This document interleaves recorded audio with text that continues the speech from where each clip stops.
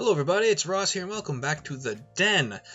I have a small model railway update video this time around, and it's going to be a slideshow. The reason for the slideshow bit is because I tried to film with my camera and went back to edit, and I'm going, this isn't working out. I'm obviously struggling to point out features and keep the camera steady in what I was talking about without my tripod, and I still got to fix that, along with getting a new mount for the cell phone, or make up something to hold the cell phone into. So, without further ado, let's get started. Okay, so you've seen this before, my last video, where I talked about preparing and sizing everything up and why I put this foam board down instead of having it all submerged.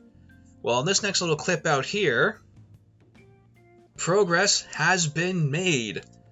On the right image, looking at those outside train parking spots or stalls, whatever you want to call them, they're all fastened in. That thin sheet of plywood's also glued down.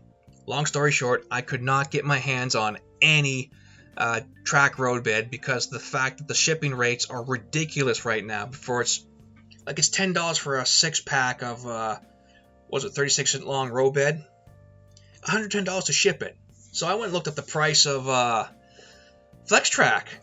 Same thing. It's gone up to $110 to ship it. So it's like, thank you very much, USPS. So, yeah, I'm pretty much going to be losing what scrap I have.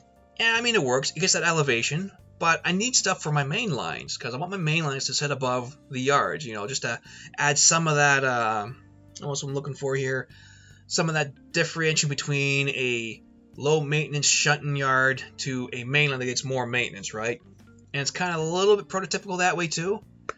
So I'm thinking if I ever get a chance out to either Trill or Amherst, I will pick up some foam board sheets at the dollar store. That's about the same thickness as that plywood, plus it's $4 a sheet, but I have to manually cut my my pieces, and I'm fine with that. So next time I'm out that way, I'm going to be grabbing some, which means the mainline section on modules 1 and 2 will be a little bit delayed getting those tracks pinned in, but they will sit in place for now while I get everything else sorted out. Now, if you look to the left image, I placed that police station there. It's not going to be there permanently. It's just there as a representation of an office yard building.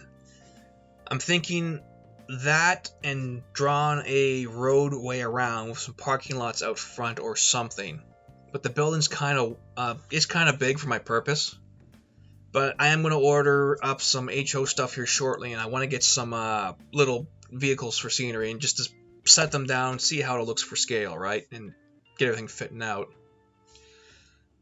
Now, as for that FlexTrack, I will be using that Atlas brass FlexTrack. It's not going to be on anything major. It's just going to be this entranceway to the roundhouse / maintenance area, which the roundhouse will be like the maintenance for all the smaller diesels and steam engines. And I'm thinking about having a maintenance yard in behind it for bigger engines. But then again, I may model that on the other side of the layout, where there's going to be that coal yard at some point, which I got to go through and redo again anyway. Moving along, I have finally decided where to place my NCE Power Caps control panel, and that'll be here on Module 1. Originally, it was going to be on Module 3, but I figured, you know what, there's going to be like a dispatcher's control panel there, or whatever they call it, an accessory panel for more controllers, right? And alongside all the switches to power the turnouts. So I figured Module 1, two egress points to do anything underneath it anyway, and it'll still look tidy and neat when I start figuring out what kind of control panel to the right of it to run all the on-off switches for the tracks in the roundhouse yard. Because I gotta fit, let's see, 9 in the roundhouse, and then there's an additional 3 on the side. So that'll be fun to figure out and design and wire up. Maybe I'll just make a separate box to screw right into that too. At this point, it's hard for me to say. I'll figure something out at some point. Now here's a surprise. What used to be 2 2x4 modules is now just 1, with a, I'm just going to call it at this point the bridge bench work, because there's no legs, and yet it's a bridge between 2 modules to clear a gap. If that makes any sense. Now, there's two reasons for this design change, and one, when I went to take the two modules apart for the third time to start work putting in threaded rods for the other half of the module that would house the helix, getting that third bolt out and reaching in there without, causing any pain in my knees was a real pain in the butt. So I figured, okay, this in the long run isn't going to work out. So I took the one half out, which was the one near the sump pump anyway, and turned it into that bridge bench. But the legs will be recycled and used for the helix elsewhere. And at the same time, when the two 2x4 modules were together, and there was that little gap between the north corner and the south corner there, the little bridge bench I had in before, it was almost like a 6-7% grade, which wasn't very good, because I would have to somehow build up that corner with more foam to make a smoother transition, while at the same time building my main line up on the other modules, which would have been cool as well to have a delicate grade up to come around and go in and then readjust for the helix offset track. That would be a branch line track, etc., etc. And I'm like, okay, this is going to be too much work. Let's just simplify it. And thus, this is what happened. It's not complete, though. I will be making a corner piece that sits in between the module and the bridge module and will bolt together. Because one, not only does it change up how I'm going to scene this section, but at the same time it lets me put up the scene back in on the second level in that corner, which I originally had planned for as well. And more on that later, though. Let's take a look at where the helix is going to go now. And lo and behold, a whole corner. Not only is it more than enough deep, but at the same time it just cuts it close to being a little bit over 4 feet between that wall and the furnace on the right, which is currently out of the picture. But the bonus is I can fasten planks to that wall and that little piece to the right.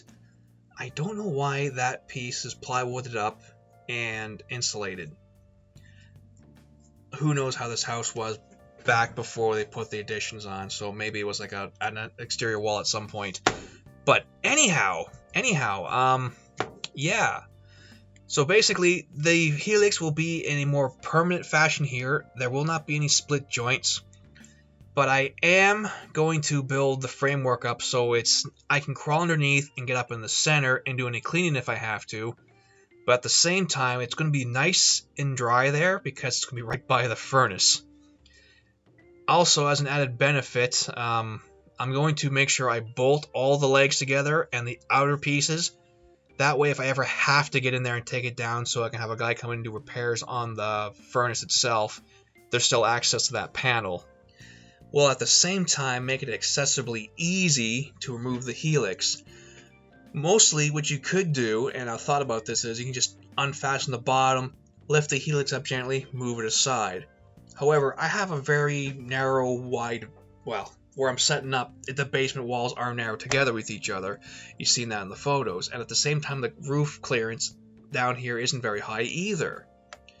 So I thought to myself, what if I made the helix come apart in 3 sections, but when you put it back together, you don't have to tweak or adjust anything. It's just the same grade as before, because when you set it up originally, you're doing a lot of work to make sure the grade's right and everything's running smoothly. But if I take it apart every time, you got to reset it every time, and it's just a lot of work. So if I could do something to make it easier on myself, and then share this knowledge down the road with other people, looking to take apart the helix is a lot easier, I would so do so. But for the time being, it's on the drawing board. And I'm hoping to come up with a solution soon when I get to this point.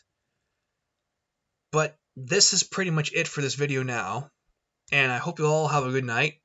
And hopefully have a new report this month or by the end of March or maybe in April. But things again are slow. So take care everybody and have yourselves a good night.